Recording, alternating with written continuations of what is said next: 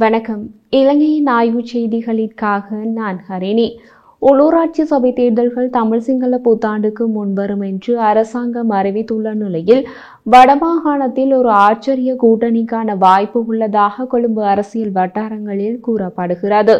கடந்த நாடாளுமன்ற தேர்தலில் அமோக வெற்றி பெற்ற தேசிய மக்கள் சக்தியும் ராமநாதன் அர்ஜுனாவின் சுயேட்சை குழுவும் ஒருவிதமான தேர்தல் கூட்டணி உடன்பாட்டுக்கு வரலாம் என்று கூறப்படுகிறது. இது தொடர்பாக ராமநாதன் அர்ஜுனா சில தினங்களுக்கு முன் ஓரிரு வரிகள் மட்டும் கூறியிருந்தார். அதில் அவர், வடக்கில் ராமநாதன் அர்ஜுனா தமக்கு தேவை என்பதை தேசிய மக்கள் சக்தி இப்போது உணர்ந்துள்ளது என்று குறிப்பிட்டிருந்தார். அதற்கு மேல் அவர் எதையும் விளக்கமாக தெரிவிக்கவில்லை. நாடாளுமன்ற தேர்தல் என்பது வேறு, உள்ளூராட்சி சபை தேர்தல் என்பது வேறு. தேசிய பிரச்சினைகள் மற்றும் நாடளாவிய பிரச்சினைகள் பற்றி கவனம் செலுத்துவது நாடாளுமன்ற தேர்தல். அந்த கண்ணோட்டத்திலேயே அதில் மக்கள் வாக்களிப்பார்கள். உள்ளூராட்சி சபை தேர்தலில் உள்ளூர் விவகாரங்களே அதிகம் கவனிக்கப்படும். ஜனாதிபதி அனுரகுமாரவின் தேசிய மக்கள் சக்திக்கு சிங்கள பகுதிகளில் உள்ளூர் மட்டங்களில் கட்சி ரீதியான அடிப்படை கட்டமைப்பு உள்ளது. ஒரு விதத்தில் சொல்ல போனால் தேசிய மக்கள் சக்தியின் தாய் கட்சியாக ஜேவிபியின் அடித்தளமே சிங்கள கிராமங்கள் தான். சிங்கள கிராம இளைஞர்களை கொண்டே ஜேவிபி உருவாகியது. தேசிய மக்கள் சக்திக்கு சிங்கள பகுதிகளில் உள்ளூர் மட்டங்களில் உள்ள கட்சி ரீதியான அடிப்படை கட்டமைப்பு தமிழ் பகுதிகளில் கிடையாது. இது உள்ளூராட்சி சபை தேர்தலில் தேசிய மக்கள் சக்திக்கு பாதகமான ஒரு அம்சம். தேசிய மக்கள் சக்தி தமக்கு தேசிய அளவில் அங்கீகாரம் கிடைத்துள்ளது என்பதை காட்ட முக்கியமாக சுட்டிக்காட்டுகிறது நாடாளுமன்ற தேர்தலில் வடக்கில் அவர்களுக்கு கிடைத்த வெற்றியை தான். கடந்த காலத்தில் நாடாளுமன்ற தேர்தல்களில் தேசிய கட்சிகளுக்கு வாக்களித்திராத வட இலங்கை தமிழ் வாக்காளர்கள் தேசிய மக்கள் சக்திக்கு இம்முறை வாக்களித்தார்கள், அமோக வெற்றி பெற வைத்தார்கள் என்பதை அவர்கள் நாடு முழுவதிலும் சொல்கிறார்கள். அப்படி இருக்கும்போது உள்ளூராட்சி சபை தேர்தலில் தேசிய மக்கள் சக்தி பின்னடைவை சந்தித்தால் அனுர அரசு குறுகிய காலத்திலேயே மக்களின் நம்பிக்கையை இழந்துவிட்டது என்ற தோற்றம் ஏற்படும்.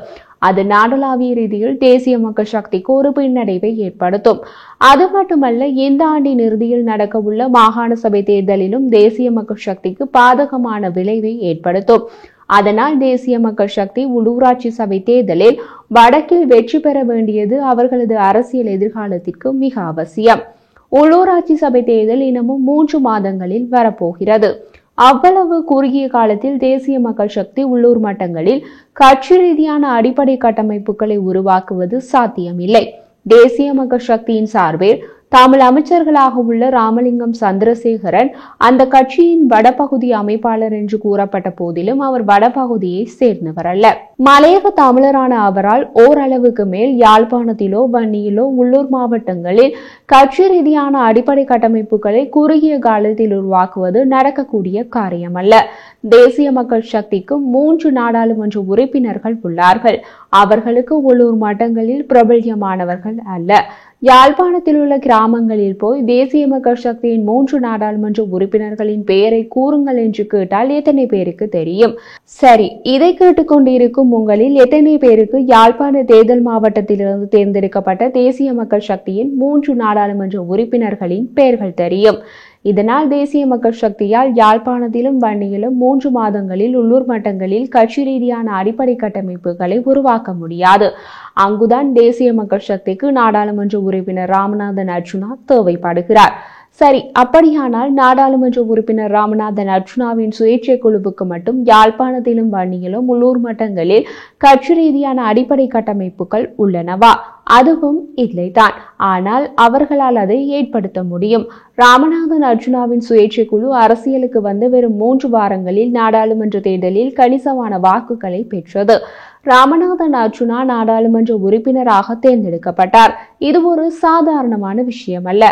இந்த நாட்களில் நாடாளுமன்றத்தில் அதிகமாக பேசப்படும் நபர் யாழ்ப்பாணத்திலிருந்து தெரிவு செய்யப்பட்ட நாடாளுமன்ற உறுப்பினர் வைத்தியர் ராமநாதன் அர்ஜுனா என்று சிங்கள ஊடகங்களே தெரிவிக்கின்றன. ஒரு சிங்கள ஊடகத்தின் கூற்றுப்படி ராமநாதன் அர்ஜுனா முதலாக நாடாளுமன்றம் சென்று எதிர்க்கட்சி தலைவரின் ஆசனத்தில் அமர்ந்து கொண்டது மட்டுமல்ல, அதன் பின்பு ஐக்கிய மக்கள் சக்தியின் உறுப்பினருடனும் கைத்தர்க்கத்தில் ஈடுபட்டார் என்பதுதான் அதிகம் பேசுகின்ற பொருள்.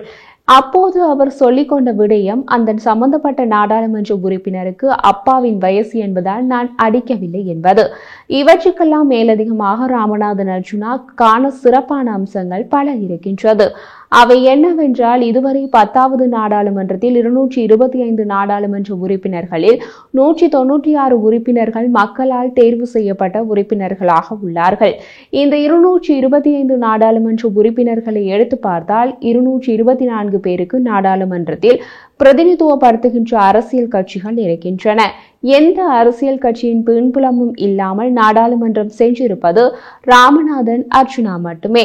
ராமநாதன் அர்ஜுனா இம்முறை நாடாளுமன்றத்திற்கு சுயேட்சையாக தெரிவு செய்யப்பட்ட ஒரே ஒரு நாடாளுமன்ற உறுப்பினர்.